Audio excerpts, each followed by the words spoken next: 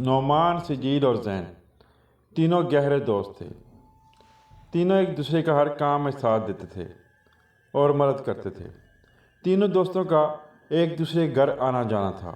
उनके वालिदैन भी एक दूसरे को जानते थे। तीनों दोस्त एक कॉलोनी में रहते थे। तीनों दोस्तों का ताल्लुक एक सफ़ेद पोश घराने से था। स्कूल में तीनों दोस्त इकट्ठा पढ़े और अब कॉलेज में भी इकट्ठे ही पढ़ रहे थे। उन्होंने इरादा किया हुआ था कि उन्होंने जितनी पढ़ाई करनी है इकट्ठे ही करेंगे। उनका प्रोग्राम था कि कॉलेज में से सेकेंड ईयर मुकम्मल करने के बाद एक ही यूनिवर्सिटी में दाखिला लेंगे। वो तीनों दोस्त पढ़ाई में बहुत मेहनत कर रहे थे ताकि उनका किसी अच्छी यूनिवर्सिटी में दाखिला हो जाए।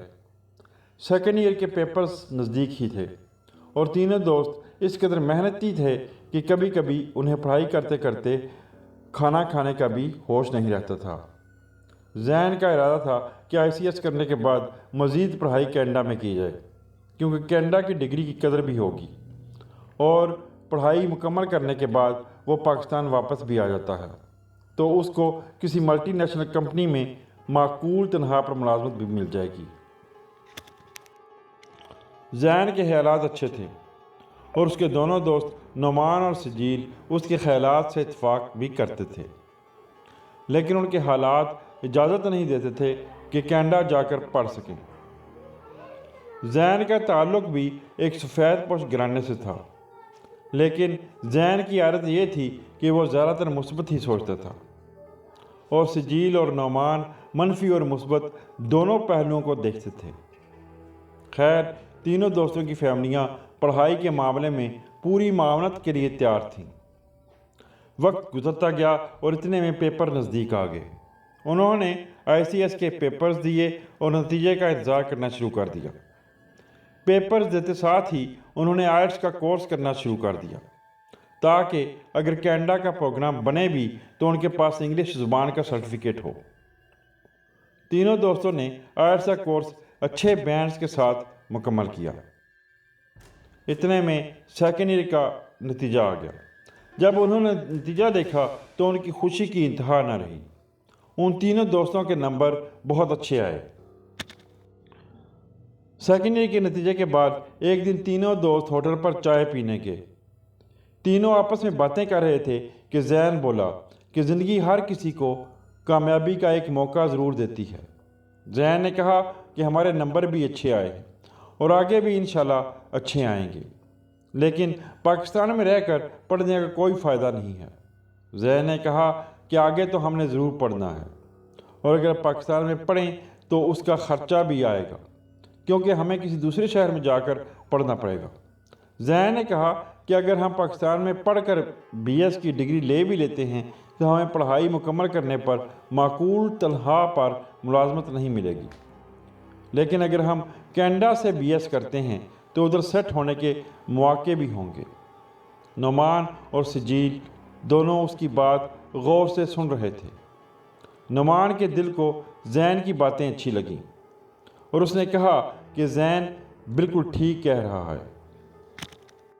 अगर हम कनाडा चले जाएं और वहाँ पर पढ़ाई करें तो हमें वहाँ तरक्की करने के मौके बहुत मिल सकते हैं, और इसके बरक्स अगर हमने पाकिस्तान से BS की डिग्री ली तो हमें तरक्की के मौके इतने नहीं मिलेंगे और हमारी सारी ज़िंदगी एक छोटी सी मुलाजमत करते हुए गुजर जाएगी। सजील ने कहा कि ये सब बातें तो सही हैं, लेकिन कनाडा में रहकर पढ़ाई करने के लिए हमारे पास पैसे कहाँ से आएंगे। जैन ने कहा कि अगर हम अपनी सोच अच्छी रखें और उसके लिए कोशिश करें तो सब कुछ हो सकता है, इसमें परेशानी वाली कोई बात नहीं है। जैन बोला कि हमें अपनी सोच मुस्बत रखनी चाहिए, तो तब ही जाकर कोई काम मुस्बत सिमत में होगा। जैन ने कहा कि हमारी फैमिलियाँ पढ़ाई के मामले में हमारी पूरी मदद करेंगी और पढ़ाई के सिलसिले में कनाडा जाने के लिए उन्हें जो कुछ भी करना पड़ा वो करेंगी। तीनों दोस्तों ने आपस में मशवरा किया कि वो अपने वालिदैन से कनाडा जाकर पढ़ाई के बारे में बात करेंगे और फिर देखते हैं कि वो इस हैसियत में हैं भी कि नहीं कि वो हमारे अखराजात बर्दाश्त कर सकें। तीनों दोस्तों का ताल्लुक एक सफ़ेद पोश घराने से था, इसलिए ये तो पक्का था कि कनाडा का खर्चा उनकी बर्दाश्त से बाहर था। जैन, सजील और नौमान ने इस सिलसिले में घर जाकर अपने वालिदैन से बात की तो उनके वालिदैन ने कहा کہ بیٹا آپ کا مستقبل ہے، اور ہر والدین یہی چاہتے ہیں کہ ان کے بیٹے کا مستقبل روشن ہو۔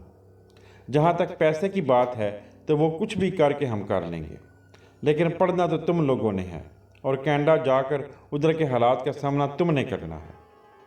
ان کے والدین نے کہا کہ بیٹا یہاں سے کینیڈا تک پہنچنے کا جتنا خرچہ ہے وہ تو ہم ایک بار کر لیں گے، لیکن آگے کی فیس وہاں تمہیں کوئی ملازمت کر کے دینی ہوگی، لیکن اگر تم یہ کہو کہ ہم پاکستان سے پیسے بھیجیں تو وہ مشکل ہو جائے گا۔ تینوں دوستوں نے اپنے والدین سے کہا کہ آپ فکر نہ کریں، ہم وہاں پر جا کر کوئی ملازمت کر لیں گے اور آگے کا خرچہ برداشت کر لیں گے۔ تینوں دوستوں کے والدین ان کو اتنی خود اعتمادی کے ساتھ بات کرتے دیکھ کر خوش ہوئے۔ تینوں دوستوں نے اسلام آباد میں ایک کنسلٹنٹ سے اپوائنٹمنٹ لی اور وہ اسے جا کر ملے۔ اس کنسلٹنٹ نے تینوں دوستوں کا داخلہ ایک ہی یونیورسٹی میں اپلائی کر دیا۔ کچھ ہی دن کے بعد کنسلٹنٹ نے ان کو بتایا کہ ان کا داخلہ کینیڈا کی یونیورسٹی میں ہو گیا ہے۔ اب ان تینوں نے پہلے سیمیسٹر کی فیس جمع کرانی تھی۔ زین کی والدہ نے اپنے بیٹے کی خوشی کے لیے اپنا سارا زیور بیچ دیا، اور ان کی گاؤں میں تھوڑی زمین تھی جو کہ زین کے والدین نے بیچ دی اور بڑی مشکل سے پیسے پورے کیے۔ سجیر کے والد صاحب چونکہ سرکاری ملازم تھے تو انہوں نے بینک سے قرضہ لے لیا، اور نعمان کے والد صاحب کے پاس کچھ پیسے تھے اور کچھ انہوں نے اپنے دوست سے ادھار لے کر پیسے پورے کیے۔ سارے معاملات طے پا گئے، باہر جانے کی ساری تیاریاں مکمل ہو گئیں۔ تینوں دوستوں کا ویزا اپلائی کیا گیا تو ان کا ویزا بھی لگ گیا۔ اب بس کینیڈا جانا تھا اور پڑھائی شروع کرنی تھی۔ تینوں فیملیاں بہت خوش تھیں اور انہیں اپنے بیٹوں پر فخر تھا کہ انہوں نے خود کو اس قابل کیا کہ وہ کینیڈا پڑھائی کے لیے جا سکیں۔ کہتے ہیں کہ انسان کو اتنا خوش نہیں ہونا چاہیے، کیونکہ بعض اوقات اسے زیادہ خوشی راس نہیں آتی۔ تینوں دوستوں کو کیا معلوم تھا کہ قسمت ان کے ساتھ کیسا کھیل کھیلنے جا رہی ہے اور ان کے ساتھ مستقبل میں کیا ہونے والا ہے۔ انسان تو اس عارضی دنیا میں اپنی خواہشات کی تکمیل کرتے جاتا ہے، جیسے اس نے ہمیشہ کے لیے اس دنیا میں ہی رہنا ہے۔ اصل میں نعمان، سجیل اور زین کے پورے خاندان میں اتنا پڑھا لکھا کوئی بھی نہیں تھا اور نہ ہی کوئی باہر پڑھائی کے لیے گیا تھا، اس لیے ان کے والدین بہت خوش تھے۔ تینوں دوستوں نے کینیڈا کی ٹکٹ لے لی۔ کچھ ہی دنوں میں انہوں نے کینیڈا روانہ ہو جانا تھا۔ تینوں دوست اس دن کا بے صبری سے انتظار کرنے لگے جب انہوں نے کینیڈا کے لیے روانہ ہونا تھا۔ آخر وہ دن آ ہی گیا اور تینوں کے والدین ان کو اسلام آباد ایئرپورٹ چھوڑنے کے لیے گئے۔ کچھ ہی گھنٹوں میں وہ اسلام آباد پہنچ گئے۔ جب نعمان، سجیل اور زین ایئرپورٹ میں جانے لگے تو زین نے پیچھے مڑ کر دیکھا تو اس کے والد کی آنکھوں میں آنسو تھے۔ زین سے اپنے والد کو روتا دیکھ کر رہا نہ گیا اور وہ پیچھے پلٹ کر آنے لگا، لیکن اس کے والد نے اسے کہا کہ بیٹا جاؤ، یہ خوشی کے آنسو ہیں۔ نعمان اور سجیر کے والد کا بھی یہی حال تھا۔ ایسا تو ہوتا ہی ہے، والدین کا کدھر دل کرتا ہے کہ ان کی اولاد ان سے جدا ہو۔ والدین تو کہتے ہیں کہ ان کی اولاد ہر وقت ان کی آنکھوں کے سامنے رہے۔ پھر یہ سوچ کر کہ ان کی اولاد اب جوان ہو گئی ہے اور پردیس میں اچھے مستقبل کی تلاش میں جا رہی ہے، والدین کی آنکھوں میں آنسو تو آ ہی جاتے ہیں۔ خیر، وہ جذباتی لمحات بھی بیت گئے۔ جہاز اڑنے کے بعد تینوں فیملیاں واپس آ گئیں اور اپنے بیٹوں کے لیے دعا کرنے لگیں کہ وہ خیریت سے کینیڈا پہنچ جائیں۔ جب تینوں دوست کینیڈا پہنچ گئے تو انہوں نے فون کر کے اپنی فیملی کو آگاہ کیا کہ وہ خیریت سے پہنچ گئے ہیں۔ کچھ دن کے بعد ان کی یونیورسٹی کی کلاسز شروع ہونی تھی۔ تینوں دوستوں کو ہاسٹل میں کمرہ بھی مل گیا اور کمرے کا نمبر 13 تھا۔ تینوں دوست اس کمرے میں منتقل ہو گئے۔ جیسے ہی انہوں نے کمرے کا دروازہ کھولا تو وہ کینیڈا جیسے ملک میں اس کمرے کی حالت دیکھ کر حیران ہو گئے۔ ایسے لگتا تھا جیسے اس کمرے میں کافی عرصے سے کوئی نہیں رہا تھا۔ اس کمرے میں ہر طرف مکڑی کے جالے لگے ہوئے تھے اور بیڈ تو مٹی سے اٹے ہوئے تھے۔ ہاسٹل میں باقی کمروں کی حالت بہت اچھی تھی۔ اصل میں ان کو وہ کمرہ مجبوراً دیا گیا تھا کیونکہ کوئی اور کمرہ خالی نہیں تھا۔ خیر، انہوں نے اپنے کمرے کی صفائی کی اور اس کی حالت کو بہتر کیا اور وہاں پر رہنے لگے۔ تینوں دوستوں کو اس کمرے سے عجیب سی وحشت ہوتی تھی۔ اس کمرے میں جاتے ہی ایسا لگتا تھا جیسے کسی جنگل میں آ گئے ہیں۔ جیسے ہی اس کمرے کا دروازہ بند کیا جاتا تو ایسے محسوس ہوتا کہ وہ کمرہ ہاسٹل کے دوسرے کمروں سے بالکل الگ تھلگ ہے۔ خیر تینوں دوستوں نے یونیورسٹی میں کلاسز میں جانا شروع کر دیا۔ وہ صبح کلاسز لیتے اور دن کو ملازمت پر جاتے، اور ایک رات تینوں دوست ملازمت سے تھکے ہارے آئے اور کمرے میں آتے ہی سو گئے۔ جب آدھی رات گزر گئی تو زین کی آنکھ کھلی۔ اسے سخت پیاس لگ رہی تھی۔ زین پانی پینے کے لیے اٹھا تو اس نے دیکھا کہ ایک کالا سایہ کمرے کی کھڑکی کے باہر کھڑا ہے۔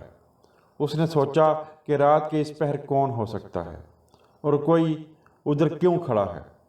زین نے کھڑکی کا پردہ ہٹا کر باہر دیکھا تو ادھر کوئی بھی نہیں تھا۔ زین نے اپنے سر کو جھٹکا کہ کہیں اس کا وہم تو نہیں ہے۔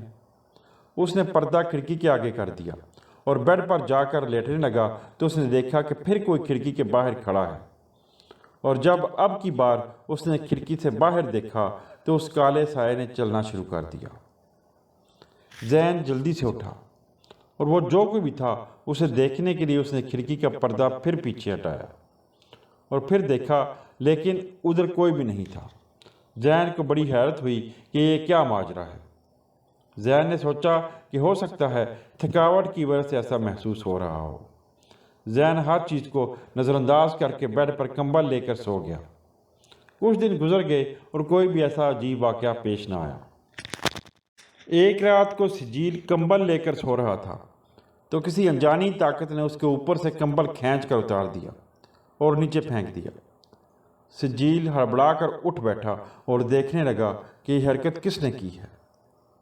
نعمان اس کے ساتھ لٹا ہوا تھا۔ اس نے نعمان پر شک کیا کہ شاید اس نے کمبل اتار کر نیچے پھینکا ہے۔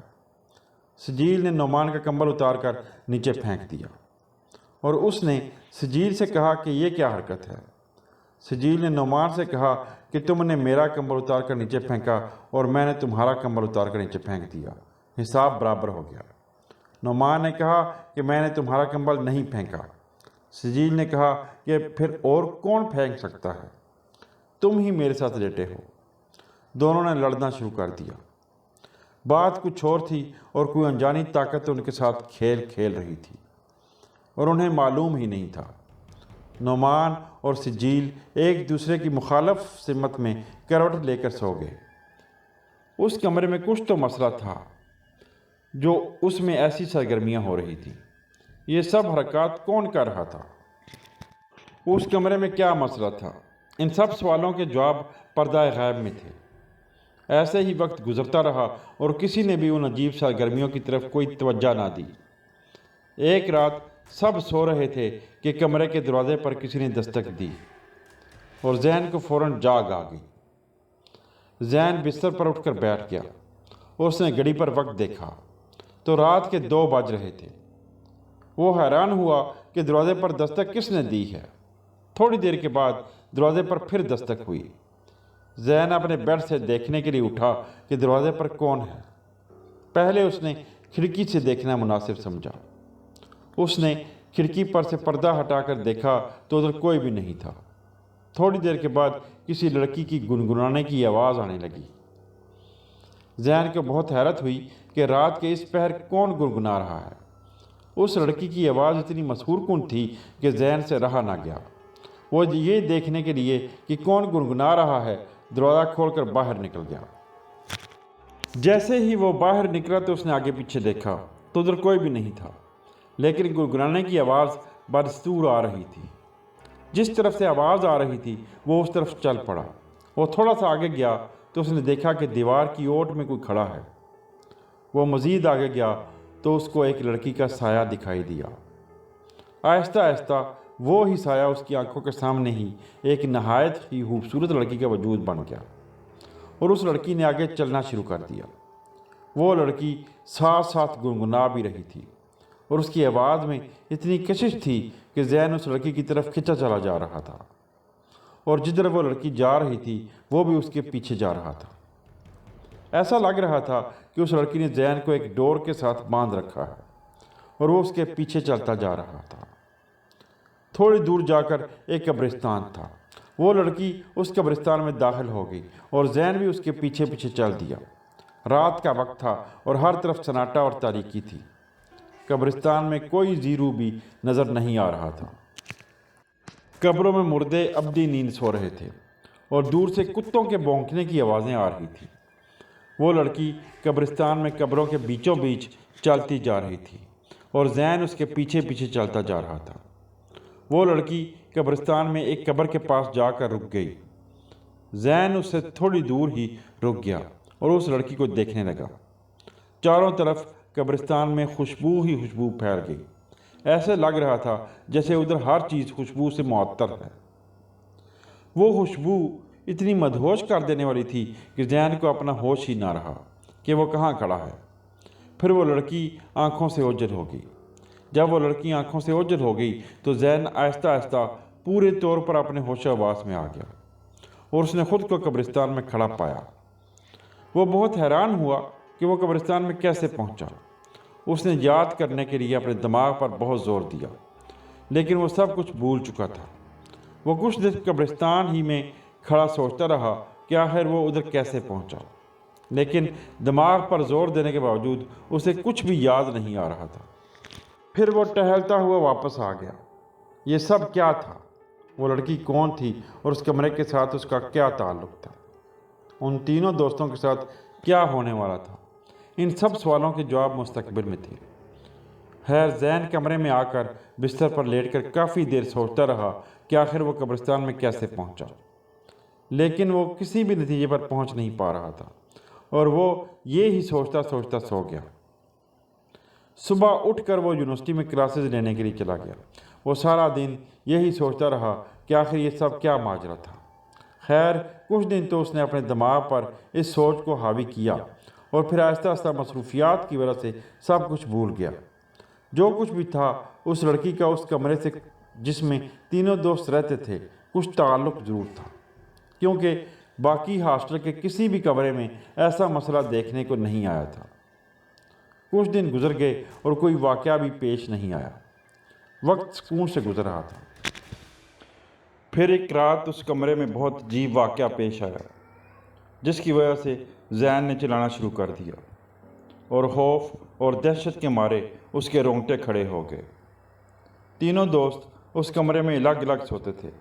ایک رات تینوں دوست گہری نیند سو رہے تھے کہ کافی رات گئے زین کی آنکھ کھلی تو اس نے دیکھا کہ اس کے ساتھ کوئی اور بھی لیٹا ہے۔ اس نے سجیل اور نعمان کے بیڈ کی طرف دیکھا۔ وہ اپنے اپنے بیڈ پر سو رہے تھے۔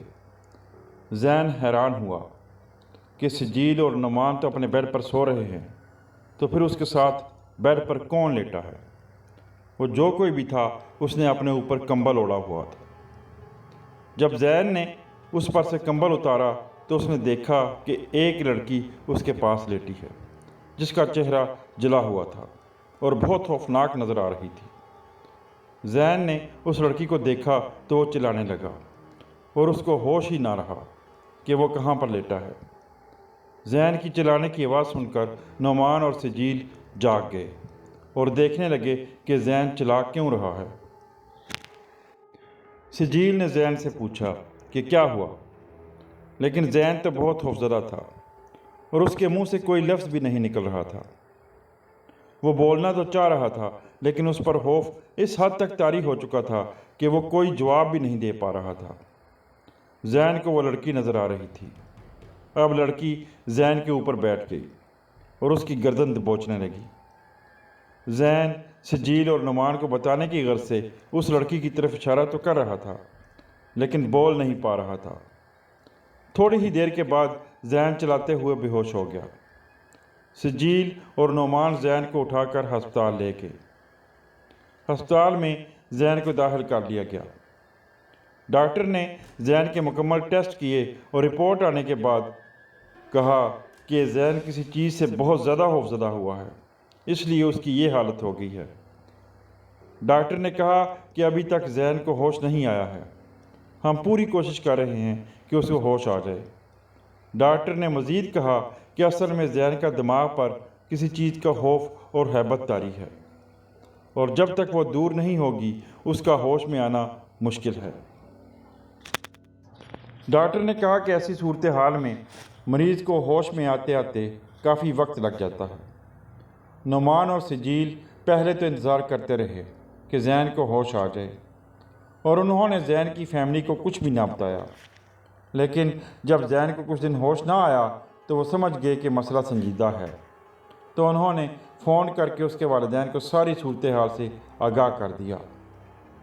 زین کے والدین بہت پریشان ہو گئے کہ آخر یہ کون سی مصیبت آن پڑی ہے۔ سجیل اور نعمان نے ان کو تسلی بھی دی کہ آپ پریشان نہ ہوں، ڈاکٹر نے کہا ہے کہ کچھ دن کے بعد زین کو ہوش آ جائے گا۔ کینیڈا میں تو ہسپتال کے اخراجات بھی بہت زیادہ ہوتے ہیں اور زین تو بے ہوش پڑا ہوا تھا۔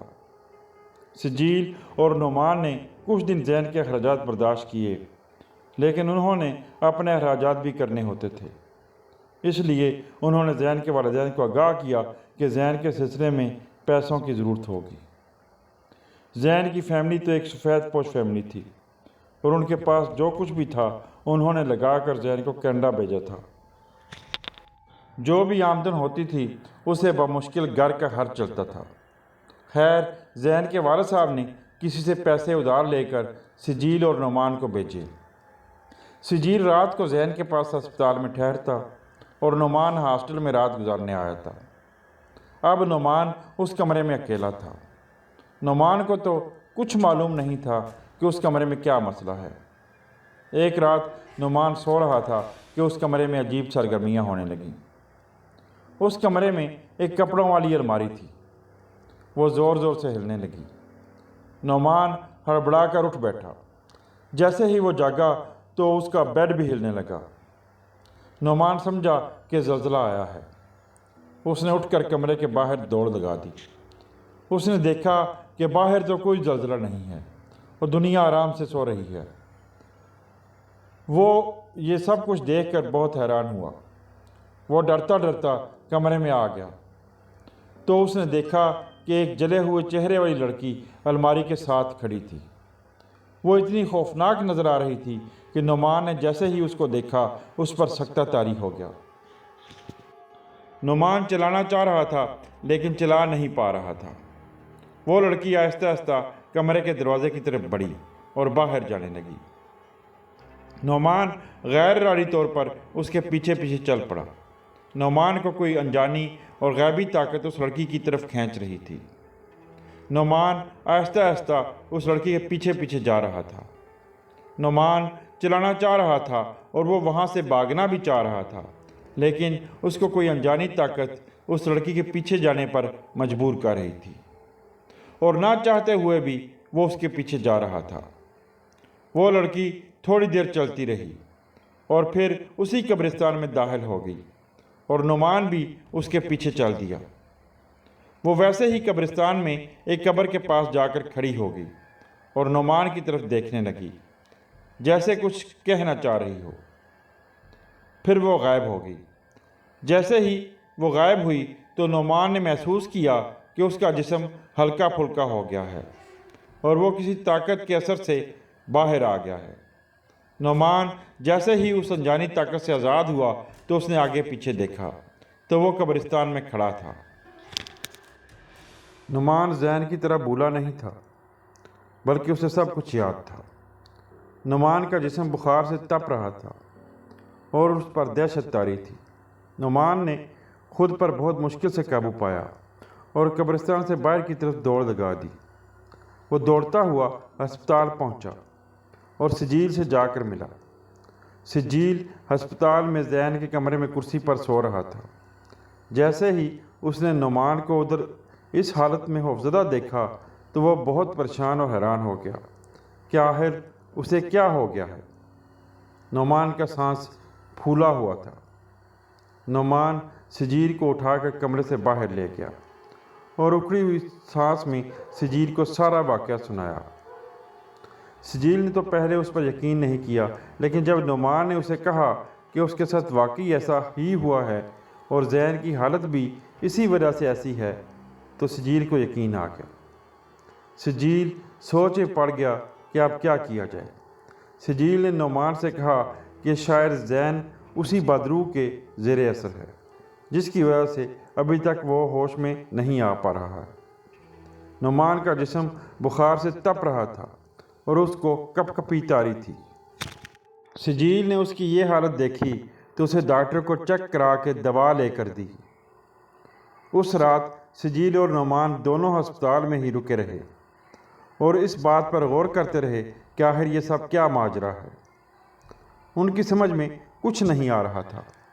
2 دن کے بعد نعمان کی طبیعت سنبھلی تو اسے ہوش آیا اور اس نے سجیل کو بتایا کہ وہ اس لڑکی کے پیچھے نہیں جانا چاہتا تھا، لیکن اس کے نہ چاہنے کے باوجود بھی اسے کوئی انجانی طاقت اپنی طرف کھینچ رہی تھی اور وہ کھنچا چلا جا رہا تھا۔ نعمان نے سجیل کو بتایا کہ جب وہ لڑکی ایک قبر کے پاس رکی اور غائب ہو گئی تو وہ کسی طاقت کے اثر سے باہر آ گیا تھا اور پھر اسے مکمل طور پر ہوش آیا تھا کہ وہ کہاں ہے۔ دونوں کافی دیر اس مسئلے پر بات کرتے رہے، لیکن وہ کسی نتیجے تک نہیں پہنچ پا رہے تھے۔ سجیل کے ذہن میں خیال آیا کہ ہو سکتا ہے کہ وہ لڑکی ان سے کچھ کہنا چاہتی ہو۔ سجیل نے کہا کہ ہم دن کو اس قبر پر جائیں گے جس قبر کے پاس وہ لڑکی رکی تھی اور غائب ہو گئی تھی۔ آخر دیکھیں تو صحیح کہ وہ قبر کس کی ہے۔ دونوں دن کے وقت قبرستان کی طرف چل پڑے۔ سجیل نے نعمان سے پوچھا کہ وہ قبر کون سی تھی جس کے پاس وہ لڑکی رکی تھی۔ نعمان نے سجیل کو اس قبر کے بارے میں بتایا۔ سجیل نے قبر کے کتبے پر نام دیکھا تو اس پر اس کا نام الزبتھ لکھا ہوا تھا اور اس لڑکی کا یوم پیدائش اور موت کی تاریخ بھی لکھی ہوئی تھی اور وہ صرف 20 سال کی عمر میں فوت ہوئی تھی۔ سجیل نے نعمان سے کہا کہ ہم کسی طریقے سے اس لڑکی کے والدین کا پتہ لگا کر ان کے گھر چلتے ہیں اور ان سے پوچھتے ہیں کہ آپ کی بیٹی کی موت کیسے واقع ہوئی تھی۔ نعمان نے کہا کہ ٹھیک ہے۔ اس لڑکی کے والدین کا پتہ لگانا بہت مشکل تھا کیونکہ وہاں پر تو بہت ساری قبریں تھیں۔ انہوں نے سب سے پہلے اس قبرستان کے گورکن کے بارے میں پتہ کیا۔ کسی نے ان کو بتایا کہ ساتھ ہی ایک کیمپ ہے اور اس قبرستان کا گورکن اسی کیمپ میں رہتا ہے۔ انہوں نے اس کا نام پوچھا تو پتہ چلا کہ گورکن کا نام ڈیوڈ ہے۔ نعمان اور سجیل گورکن کو ملنے کی غرض سے اس کیمپ میں اس کے گھر چلے گئے۔ سجیل نے دروازے پر دستک دی تو ایک درمیانی سی عمر کا کالے رنگ کا شخص باہر نکلا اور سجیل نے اسے پوچھا کیا آپ ڈیوڈ ہیں، قبرستان کے گورکن؟ اس نے کہا جی میں ڈیوڈ ہوں اور میں قبرستان کا گورکن ہوں۔ سجیل نے کہا کہ ہمیں آپ سے کچھ معلومات چاہیے، ہمیں اس سلسلے میں آپ کے تعاون کی ضرورت ہے۔ ڈیوڈ نے کہا کہ آپ کو کس قسم کی معلومات چاہیے؟ سجیل نے کہا کہ اس کے لیے آپ کو ہمارے ساتھ اس قبرستان میں چلنا ہوگا۔ ڈیوڈ نے کہا کہ کوئی مسئلہ نہیں ہے، میں آپ کے ساتھ چلتا ہوں۔ ڈیوڈ ان کے ساتھ چل دیا۔ نعمان اور سجیل ڈیوڈ کو اس قبر پر لے گئے اور سے پوچھا کہ یہ قبر کس کی ہے۔ ڈیوڈ نے کہا کہ یہاں سے کچھ دور ایک کالونی ہے، اس کالونی میں اس کی والدہ رہتی ہیں جو کہ بہت ضعیف ہیں اور بیمار رہتی ہیں۔ سجیل نے ڈیوڈ سے پوچھا کہ کیا آپ جانتے ہیں کہ اس کی فیملی میں کون کون ہے؟ ڈیوڈ نے کہا کہ اس کی والد تو فوت ہو گئے ہیں، اور ایک قبر کی طرف اس نے اشارہ کرتے ہوئے کہا کہ یہ قبر اس کے والد کی ہے۔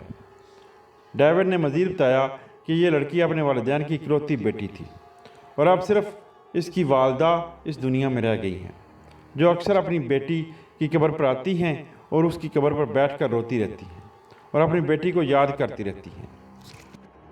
سجیل نے ڈیوڈ سے اس لڑکی کی والدہ کا نام پوچھا۔ ڈیوڈ نے کہا کہ اس لڑکی کی والدہ کا نام جینی ہے اور اس کالونی کے شروع میں ہی اس کا گھر ہے۔ سجیل نے ڈیوڈ سے پوچھا کہ کیا آپ ہمارے ساتھ اس عورت کے گھر چلیں گے؟ ڈیوڈ بولا جی ضرور۔ ڈیوڈ نے سجیل سے پوچھا کہ کیا بات ہے، آپ یہ سب کچھ مجھ سے کیوں پوچھ رہے ہیں؟ سجیل نے کہا کہ یہ آپ کو جینی کے گھر جا کر پتہ لگ جائے گا۔ ڈیوڈ نے کہا ٹھیک ہے، چلیں پھر چلتے ہیں۔ ڈیوڈ یہ کہہ کر آگے آگے چل پڑا اور وہ تینوں اس کے پیچھے پیچھے چل دیے۔ تینوں دوست اور ڈیوڈ جینی کے گھر پہنچے اور اس کے گھر کے دروازے پر دستک دی۔ تھوڑی دیر کے بعد ایک بوڑھی اور پریشان حال عورت نے دروازہ کھولا۔ وہ ڈیوڈ کو دیکھ کر بولی کہ کیا بات ہے ڈیوڈ، سب خیریت تو ہے؟ میری بیٹی ٹھیک تو ہے نا؟ ڈیوڈ بولا جی آپ کی بیٹی بالکل ٹھیک ہے، آپ پریشان نہ ہوں۔ ڈیوڈ نے جینی کو بتایا کہ یہ تینوں دوست آپ سے ملنا چاہتے ہیں۔ جینی نے سب کو اندر بلا کر بٹھایا۔ سجیل نے جینی سے کہا کہ ہم آپ کی بیٹی کے بارے میں آپ سے کچھ پوچھنا چاہتے ہیں۔ جیسے ہی سجیل نے جینی کے سامنے اس کی بیٹی کا نام لیا تو اس نے رونا شروع کر دیا۔ سجیل نے اسے تسلی دی اور کہا کہ آپ روئیں نہ، کیونکہ اس طرح رونے سے آپ کی بیٹی کی روح کو تکلیف ہوگی۔ جینی نے کہا کہ بیٹا وہ میری اکلوتی بیٹی تھی، کیا کروں، مجھے اس کی یاد بہت آتی ہے۔ سجیل نے کہا کہ آپ اپنی بیٹی کے لیے دعا کریں، اس طرح اس کی روح کو سکون ملے گا۔ جینی نے کہا ٹھیک ہے بیٹا۔ جینی نے سجیل سے کہا کہ پوچھو بیٹا، کیا پوچھنا ہے؟ سجیل نے جینی سے پوچھا کہ آپ کی بیٹی فوت کیسے ہوئی تھی؟ جینی نے کہا کہ بیٹا وہ یونیورسٹی میں پڑھتی تھی اور ہاسٹل میں ہی رہتی تھی۔ پہلے تو وہ گھر میں رہتی تھی اور پھر کہنے لگی کہ میں ہاسٹل میں رہنا چاہتی ہوں کیونکہ وہاں پر میری سہیلیاں بھی ہیں اور پڑھائی بھی اچھی ہوگی۔ وہ کبھی کبھی گھر میں بھی چکر لگا لیا کرتی تھی۔ جینی نے کہا کہ ایک رات وہ ہاسٹل سے گھر آ رہی تھی تو راستے میں کچھ غنڈوں نے اس کے ساتھ زیادتی کی اور اسے قتل کر دیا۔ جینی نے مزید بتایا کہ پولیس نے قاتلوں کو کافی عرصہ ڈھونڈا لیکن قاتل نہیں ملے۔ جینی نے کہا کہ اس واقعے کو 4 سال ہو چکے ہیں لیکن ابھی تک کچھ پتہ نہیں چلا کہ اس کو کس نے قتل کیا تھا۔ سجیل جینی کی بات سن کر خاموش ہو گیا۔ سجیل نے کہا آپ کی بیٹی کی روح اس لیے بے چین ہے۔ جینی نے کہا کیا مطلب؟ سجیل نے پوچھا آپ کی بیٹی ہاسٹل کے کس کمرے میں رہتی تھی؟ جینی نے جواب دیا کہ وہ کمرہ نمبر 13 میں رہتی تھی۔ جیسے ہی جینی نے کمرے کا نمبر بتایا تو نعمان اور سجیل چونک گئے۔ جینی نے پوچھا کیا ہوا؟ سجیل نے پھر جینی کو ساری بات بتائی اور جینی اس کی بات سن کر بہت حیران ہوئی۔ جینی نے رونا شروع کر دیا اور چلا کر کہنے لگی کہ میری بیٹی پریشان ہے اور مجھے معلوم ہی نہیں۔ سجیل اور نعمان نے اس کو چپ کرایا۔ جینی کافی دیر روتی رہی اور پھر چپ کر گئی اور کچھ سوچنے لگی اور بولی کہ میں ایک ایسے شخص کے بارے میں جانتی ہوں جو کہ مردہ لوگوں کی روحوں سے باتیں کراتا ہے۔